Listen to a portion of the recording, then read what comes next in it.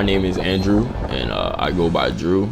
I'm 24 years old. I'm from West Baltimore, and I currently ride a '08 Gixxer 1000 Suzuki brand. So, yeah.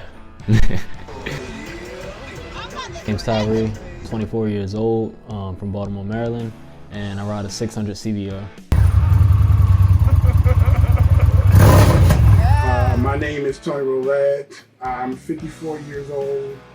I live in Baltimore, Maryland, and I ride a Indian Challenger. Well, my name is Louis Fortunat, but I'm a deputy sheriff with Prince George County. And again, position is deputy sheriff, Puddle Motors. So I started riding throughout basically when the pandemic started, so in like 2020. So it's going on like 2 years now, almost 3, just about. And I ultimately got into riding because of my best friend. We used to ride bikes together growing up as kids. We've always dreamed of having like driving cars and motorcycles together, stuff like that, from playing games and all that. And I remember 2019, I think it was 2018, I'm sorry. He just popped up out of nowhere and got a motorcycle, and I remember he put on his story, and I'm like, wait a minute, like when you get a bike? He's like, yeah, bro, I just bought it. He had no license, no nothing, just drove it home like first day.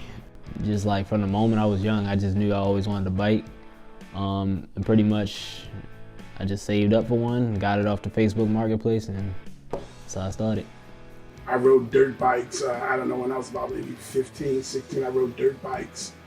And I love riding dirt bikes, and I kind of broke away once I got in my maybe early 20s. I broke away from bikes for at least 10 years, and I started back up when I was 30. I always had a passion for riding motorcycles before I became a deputy sheriff. Started back in 1991. That's when I had my first motorcycle back in New York. Then found out that the Sheriff's Office had a division, we call motors. And here I am. I've been riding for about 7 years now.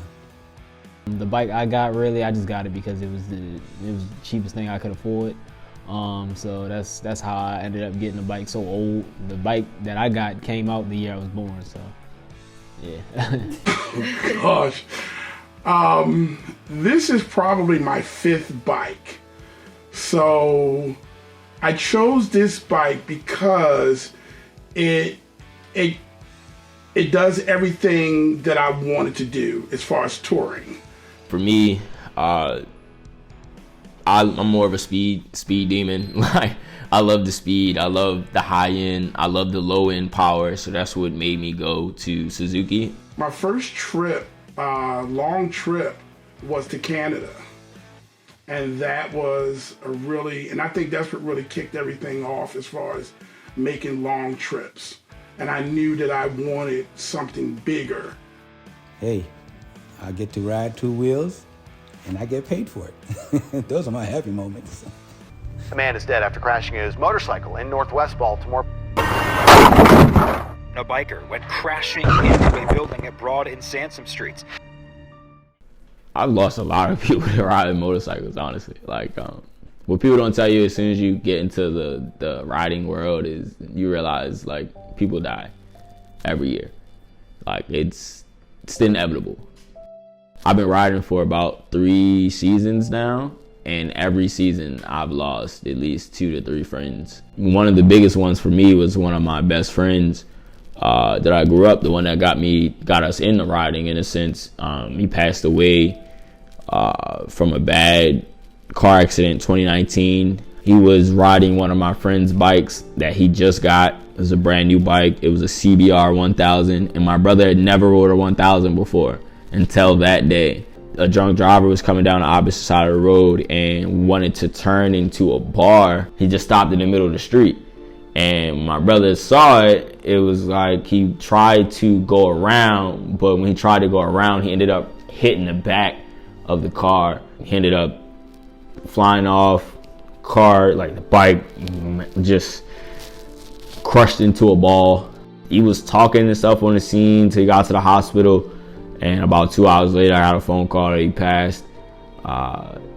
You know, so that right there was probably one of the hardest moments in my life.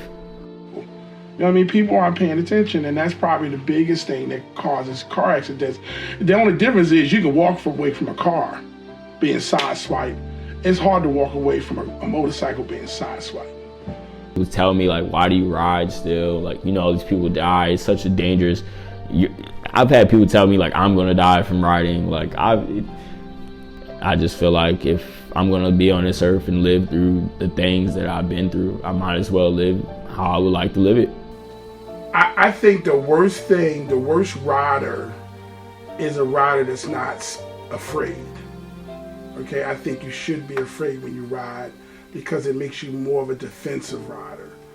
You know, a rider that's not afraid is someone who doesn't have anything to lose. No matter what laws or things you do, it all depends on the rider, how he or she, you know, respect themselves on the bike, respects the bike, and respect, you know, the laws that's put in place already. Riding dirty, in my opinion, especially for sports riders, are always going to be people that ride with like no tags or like their tag is bent up. Riding dirty, most people don't have insurance, but and I also consider like people that run from the police. You'll hear a lot of people, like, if you ask them if they ride motorcycles, they'll say, like, they ain't got nothing. But the unlicensed ones don't stop. They don't stop. You got to think about it. We're out on the roads riding, and we're probably doing triple, almost 4 times the speed limit, easy. In a car, you do that, you're kind of scared, you're shaking, you're like, oh man, the police are going to get me on a bike. You're like, yeah, let's go. I want you to pop out so I can just burn you up right quick and go home. Like, you start to feel like you can do whatever you want. You know, you feel like, who's going to stop me? But seriously, who is going to stop you? I've got 2 family members, and the only thing that I asked them to do is to take the riding course. For me, when I was learning, like when I went to the motorcycle school, I'm like, I don't need this. I already know it. But that's because I had my friends who taught me how to ride. But if you like freshen, definitely go to that class. Get your license. Take a class. Take a class. I think that dealerships should be held accountable for selling bikes to people that don't have a license. I went and bought a bike one time, and as long as I had car insurance, they care less if I had a license. They were gonna let me take that bike. And that should not happen.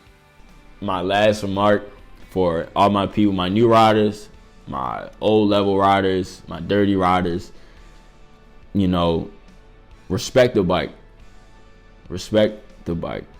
If you respect the bike and keep your 2 wheels down, you'll have a lot of fun adventures, a lot of good times. But it starts with 2 wheels down and respecting your bike and knowing how to ride your ride.